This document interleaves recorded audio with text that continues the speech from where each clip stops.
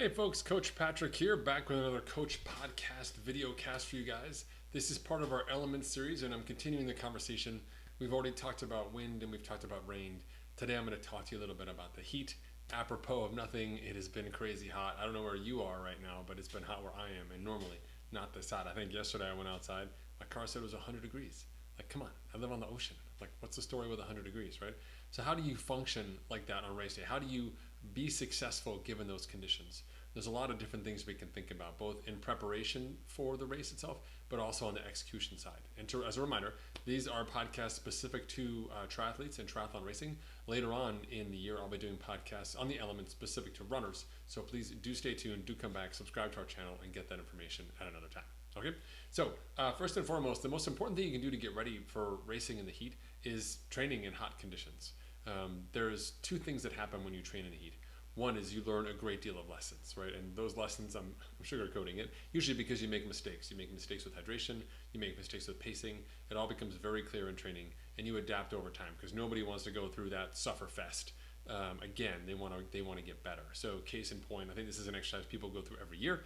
But for me, I'll give you a personal story. Just a couple weeks ago, hot day, got out late, didn't stop at the first opportunity I had, probably should have. So stopped at mile 40 and then had to stop again at mile 60 and then at mile 70 and then like mile 80 because I was really behind on my fluids. Then fast forward 2 weeks later, went back out again, totally different nutritional mindset, crushing the fluids from the outset, had some fluids before I left the house. Had an entirely different day. Like the last 90 minutes of my ride was better, and more importantly, the rest of my day was better. My run was better, my evening was better, my next day's workout was better. All of it comes down to that hydration, right? So critical. And so training in the heat allows us to go through that process and also to see how effective our nutrition is for the bike and the run. And so we want to spend a fair amount of time in the heat. So if you know that you're going into a venue where it's going to be hot, then you've got to plan accordingly. So ideally, you're coming from relatively similar temperatures to there. If not, you can mimic hotter temperatures by training indoors, turning off fans if need be when you're running. I will give you a side note. I do not recommend turning off fans when you're cycling. Remember, even when you cycle in the heat, you are generating wind on your body, and it makes a difference. Cycling with no fans on you is like straight up, plastic bag over your head, total torture. It's not worth the cost. But the run, for sure, you want to get a sense of what that's like. So we can mimic some of those conditions there. We can get our nutrition program in alignment, and we have resources for that for you guys on the team, both in the nutrition section of the website. We have some webinars there. We've also got our sweat calculator tool that we recommend that you go through about 12 weeks out from your big race. So we kind of get all of that stuff dialed in, okay? So let's switch over a little bit and talk about race execution. How does heat affect you in a triathlon, right? So stepping back from race day, heat really affects people in the days leading up to the race. So whether or not you live in a hotter environment, getting to race site and getting, off the plane, off the train, off the bus, out the rental car, and emerging into heat can be really challenging. It's a mental shock. I knew it was hot, but this hot, oh my God. And if it's a hot race, you want to make sure you get there early enough you have a chance to adapt.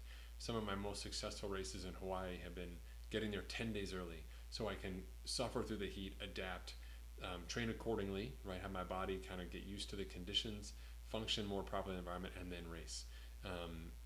It's definitely worthwhile if you have a hot environment and high expectations to make something like that happen, should your life allow. Either way, training on the ground, even at a lighter temperature, makes a big difference, right? So when I race in Texas, I can't go that far ahead of time, but I will do, runs in the middle of the day. I'll do my bike rides in the morning at race time. I'll get a sense of what conditions will be like from a humidity perspective, wind perspective, heat perspective, all during those last couple days. But more importantly, I need to make sure that I'm replacing the fluids that I'm losing every day leading up to the race. And this is what's sneaky. If you're a happy, have a cup of coffee a day person and drink a bottle an hour on a bike person, that works at home.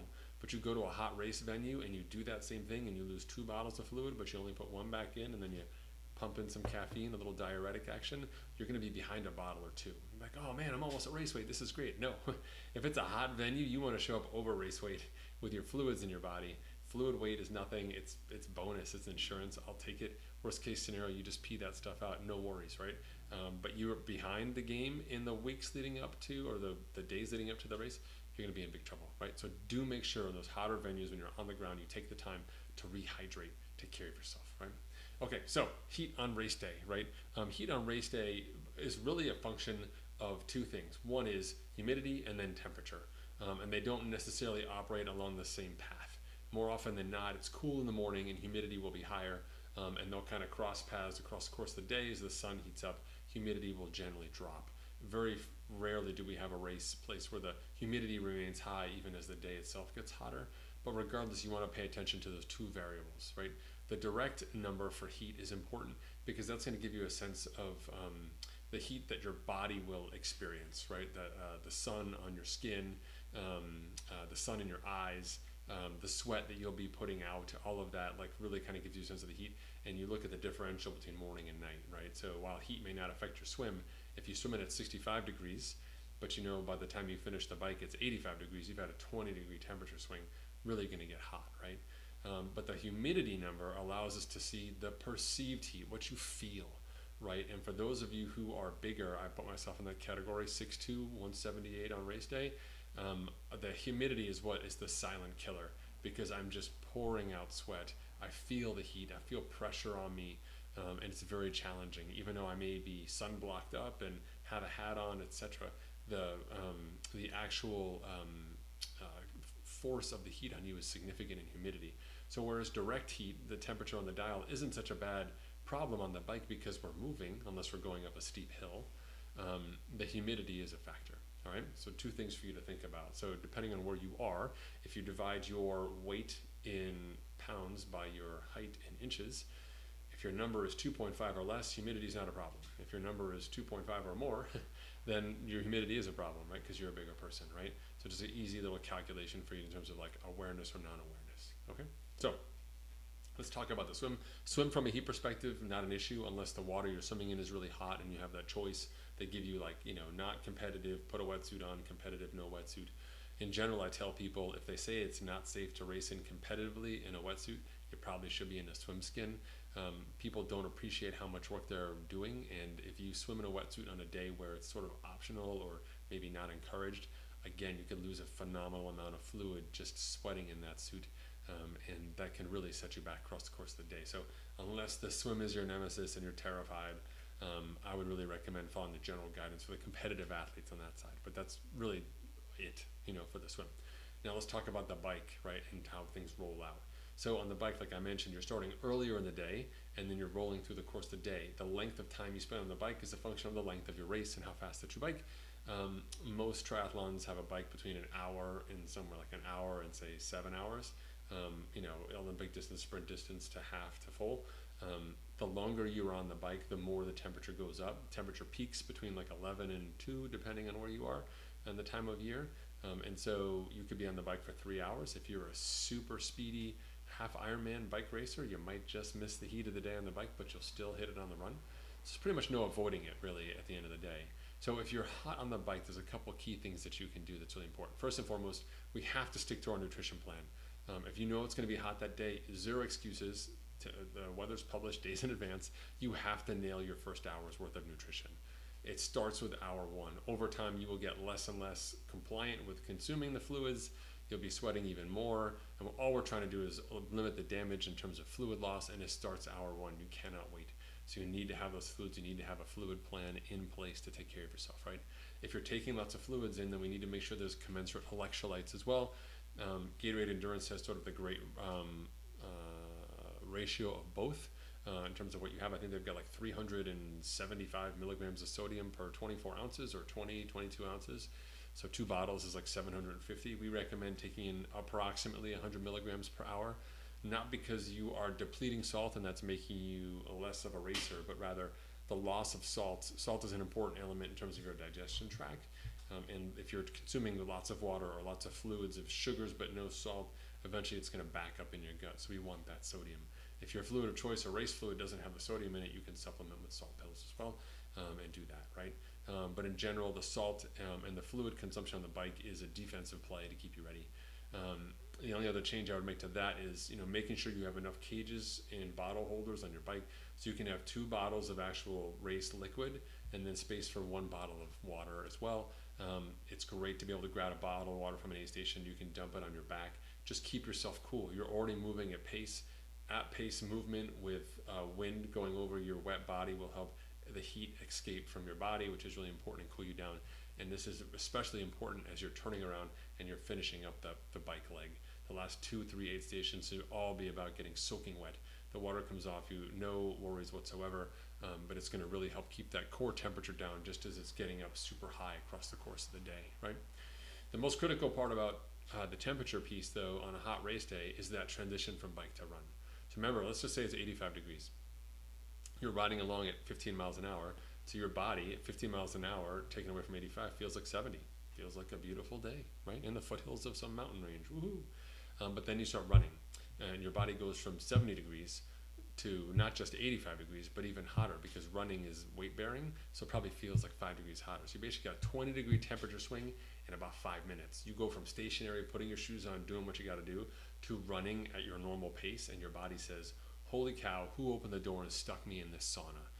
And that heat accumulation is the most dangerous part of your race, and something that we can't afford to ignore, which is why we get wet at those aid stations at the end of the ride. It's why we also really monitor our heart rate at the start of the run, carrying that bike heart rate through, to make sure at the beginning of the run, at least the first quarter of your run, that you're not doing anything that's going to exacerbate your core body temperature, which is something you can only reduce if you stop moving. And of course, since we're racing, nobody wants to stop moving, right? So using your heart rate in that scenario becomes really critical. Just like the bike, we want to stay wet on the run. And you have a lot of other options at the aid stations, and I do recommend a couple key things. First and foremost, I always race with a ridiculously oversized trucker hat, so I can hit that aid station and have people put ice in here. I can dump ice in here. Lower your head down, get the ice inside, stand up like that.